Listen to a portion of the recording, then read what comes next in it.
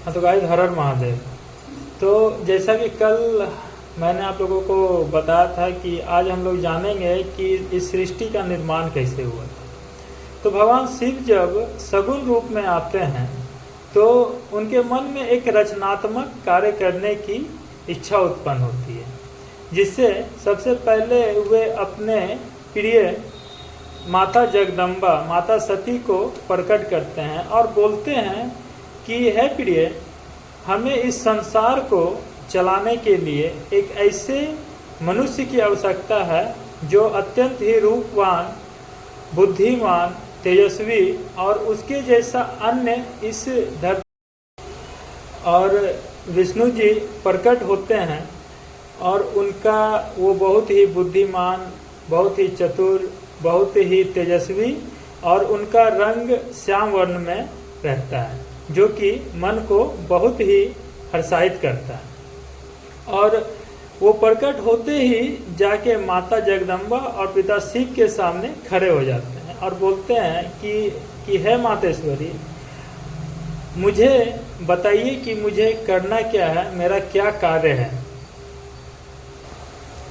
तो इसी समय माता और शिव जी उनको देख के बहुत ही आनंदित होते हैं और बोलते हैं। तो विष्णु जी बोलते हैं कि मेरा नाम रखिए।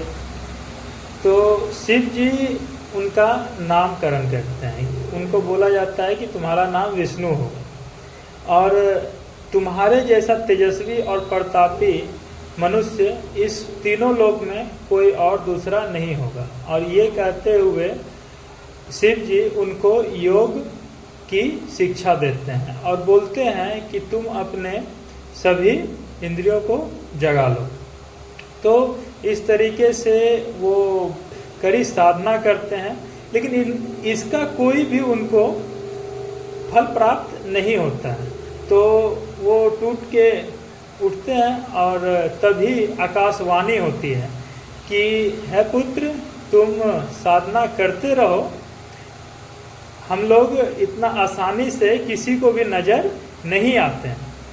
तो इतना बोल के भगवान शिव फिर से विलुप्त हो जाते हैं और बोला जाता है कि लाखों वर्षों तक विष्णु जी फिर से तप करते हैं और उनके शरीर से इतना पसीना निकलता है कि एक नदी तक बह जाती है और वो उसी अवस्था में मूर्छित हो जाते हैं।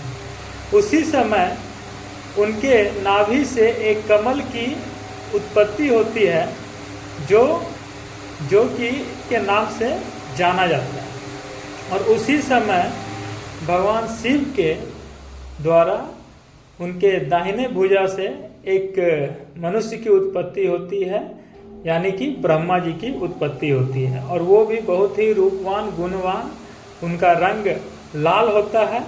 और हर हर महादेव।